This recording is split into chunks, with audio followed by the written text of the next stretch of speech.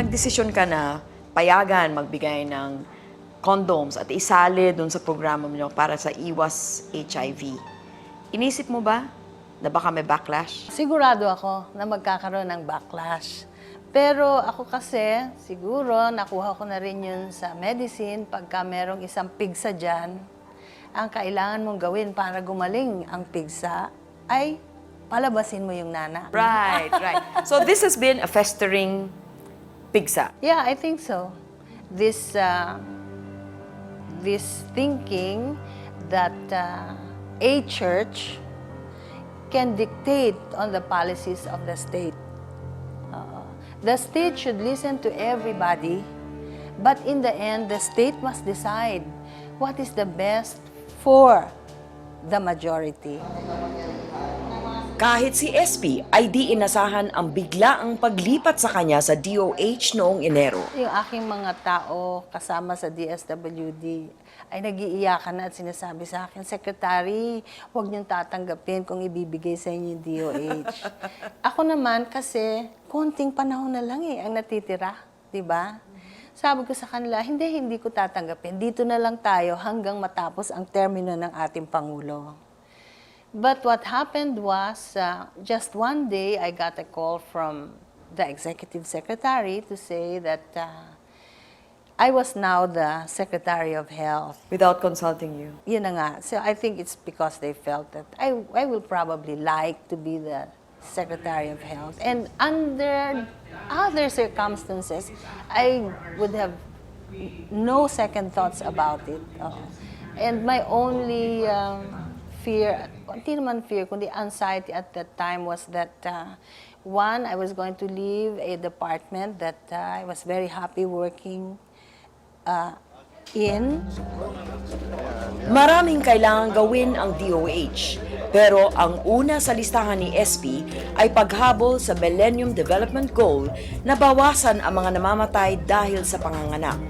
Ang isang solusyon daw dito ang pagpapatupad ng maayos na reproductive health program. Isa sa mga gusto kong gawin ay ang population management. Kasi para sa akin, talagang hindi kakayanin ng resources ng ating pamahalaan na bigyan ng social services na nararapat lahat ng tao dahil sa sobrang dami ng tao. Yun ba sa palagay mo ang pinakabuod ng problema na nakita mo nung DSWD at saka ngayon DOH? Ang ating pamahalaan, ginagawa niya talaga lahat para matulungan ang nangangailangan. Pero hindi niya ginagawa yung isang component ng development, which is to take care of the number of the demand. Diba? I think that people were afraid of the church.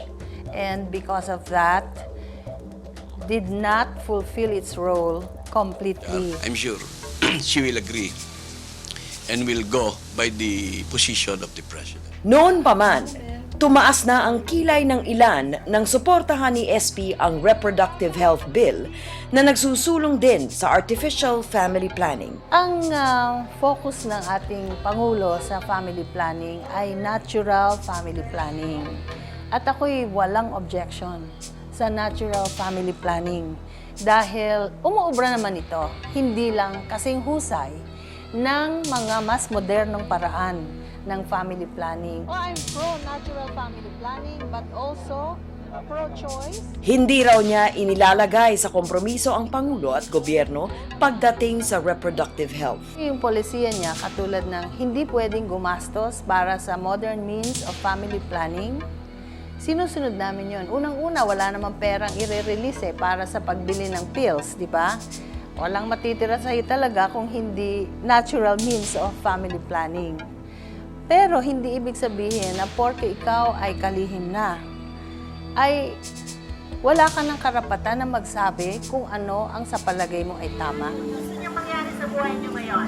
Para sa bagong DOH Secretary, tungkulin ng gobyerno na suportahan at tulungan ang mga Pilipino anuman ang mapili nilang paraan ng family planning. Kung meron kang 100 couples at you just leave them by themselves, 85 of those couples will get pregnant in 1 year's time. Pag ang ginamit nila ay pills, for example, only one of those couples will get pregnant in 1 year's time.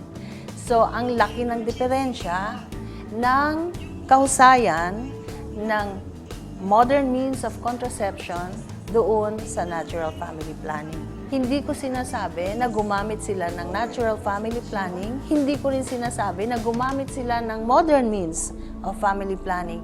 Ang sinasabi ko ay dapat meron silang karapatan na mamili kung ano ang gagamitin nila.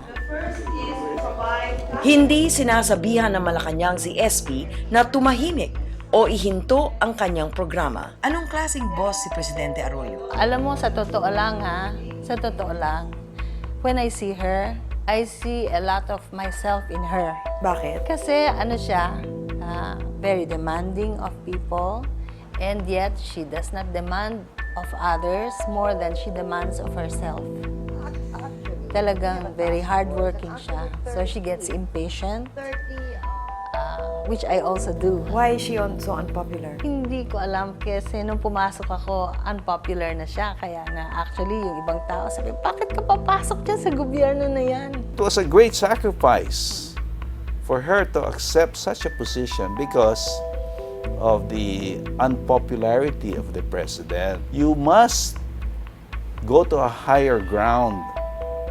Higher ground. Huwag mo na intindihin yung liderato. Yun ang higher ground ni SP. Magsilbi sa mahihirap.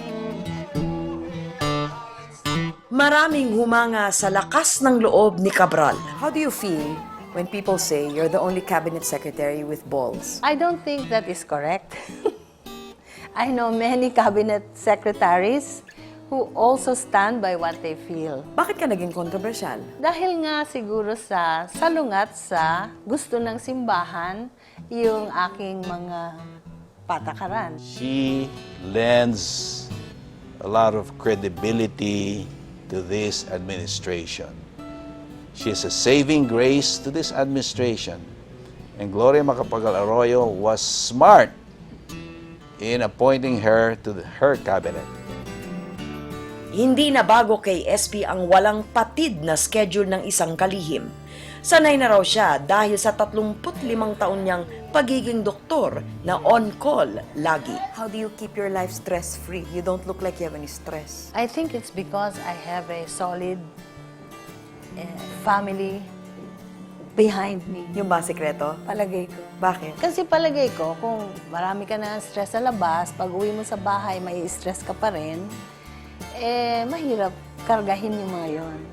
Pero kasi, pag uwi ko sa bahay, ano na yun yung bang I know I'm safe. Kahit ilang oras na lang sa isang araw sila magkita, sabi ni Bien, sa totoo lang, retirado na si SP. Actually, right now, we are both retired. I'm also retired. When you retire, you do what you want to do. So he's retired, she's retired, kaya she's doing what she wants to do. She wants to serve the people, the Filipino people as a secretary of department secretary. Has it been frustrating for you? In very many cases, no. It has been very rewarding for me. No regrets? No regrets.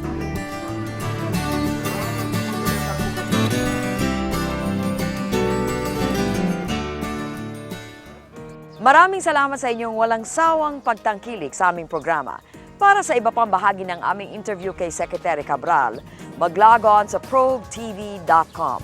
Hanggang sa susunod na Miyerkules, ako po si Cheche Lazaro. Magandang gabi po sa inyong lahat. Sa susunod na linggo, Sabi mo, one-man band ka dito. Ano ibig sabihin nun? Kasi ako ang nag-open ng store ko, ako ang accountant, ako ang nagre-receive sa mga kliyente, ako ang nagkukwento sa bawat damit, at ako rin ang nagdi-design at the same time.